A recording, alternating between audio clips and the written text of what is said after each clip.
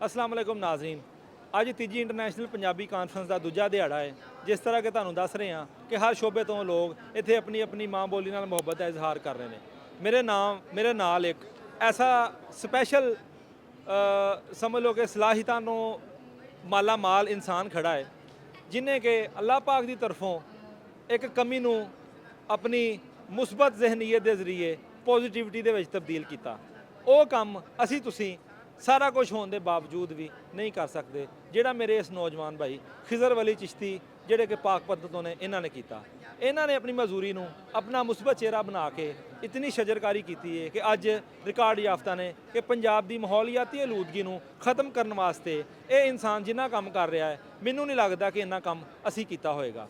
ਅੱਜ ਇਸ ਦੂਸਰੀ ਦਿਹਾੜੇ ਦਾ ਮੇਰਾ ਖਾਸ ਮਹਿਮਾਨ ਖਿਜ਼ਰ ਵਲੀ ਚਿਸ਼ਤੀ ਹੈ। ਮੈਂ ਉਹਨਾਂ ਦਾ ਸ਼ੁਕਰੀਆ ਵੀ ਅਦਾ ਕਰਨਾ ਵਾ ਤੇ ਉਹਨਾਂ ਕੋਲੋਂ ਪੁੱਛਣਾ ਵਾ ਕਿ ਇਸ ਹਾਲਤ ਦੇ ਵਿੱਚ ਵੀ ਮੈਂ ਇਹਨਾਂ ਨੂੰ ਡਿਸੇਬਲ ਨਹੀਂ ਕਹਾਂਗਾ, ਮੈਂ ਇਹਨਾਂ ਨੂੰ ਸਪੈਸ਼ਲ ਅੱਲਾ ਦਾ ਬੰਦਾ ਕਹਾਂਗਾ ਕਿ ਅੱਲਾਹ ਪਾਕ ਨੇ ਇਹਨਾਂ ਨੂੰ ਇੱਕ ਮਕਸਦ ਦੇ ਕੇ ਭੇਜਿਆ ਔਰ ਵਾਕਈ ਉਹਦੇ ਤੇ ਅਮਲ ਵੀ ਕਰ ਰਹੇ ਨੇ। ਖਿਜ਼ਰ ਭਾਈ ਸਫ਼ਰ ਕਿੱਥੋਂ ਸਟਾਰਟ ਕੀਤਾ, ਕਿਵੇਂ ਰਾਵਾਂ ਜੁੜੀਆਂ, ਲੋਕ ਨਾਲ ਜੁੜੇ ਔਰ ਇੱਥੋਂ ਤੱਕ ਕਿਵੇਂ ਪਹੁੰਚੇ? ਸਰ ਪਹਿਲੇ ਤੇ ਸਾਡੇ ਘਰ ਇੱਕ ਨਿੰਮ ਦਾ ਰੁੱਖ ਹੁੰਦਾ ਸੀ, ਉਹ ਡਿੱਗ ਪਿਆ।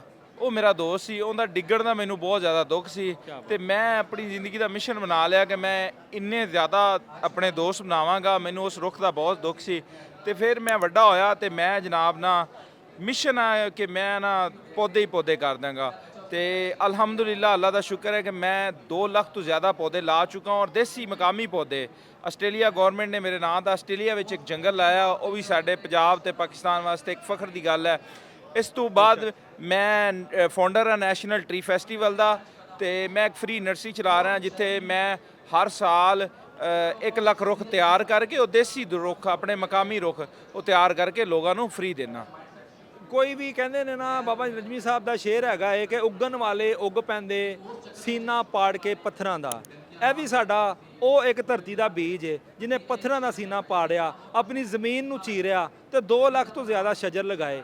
ਤੁਸੀਂ ਵੀ ਕੋਸ਼ਿਸ਼ ਕਰੋ ਕਿ ਆਪਣੇ ਇਸ ਕਾਜ਼ ਦੇ ਵਿੱਚ ਆਪਣੀ এনवायरमेंट ਨੂੰ ਤਬਦੀਲ ਕਰਨ ਵਾਸਤੇ, ਮਾਹੌਲੀਆਤ ਨੂੰ ਤਬਦੀਲ ਕਰਨ ਵਾਸਤੇ, ਇਹਦੇ ਵਾਸਤੇ ਬਿਹਤਰੀ ਲਿਆਉਣ ਵਾਸਤੇ ਸ਼ਜਰਕਾਰੀ ਦੀ ਇਸ ਮੁਹਿੰਮ ਨੂੰ ਉਜਾਗਰ ਕਰੋ।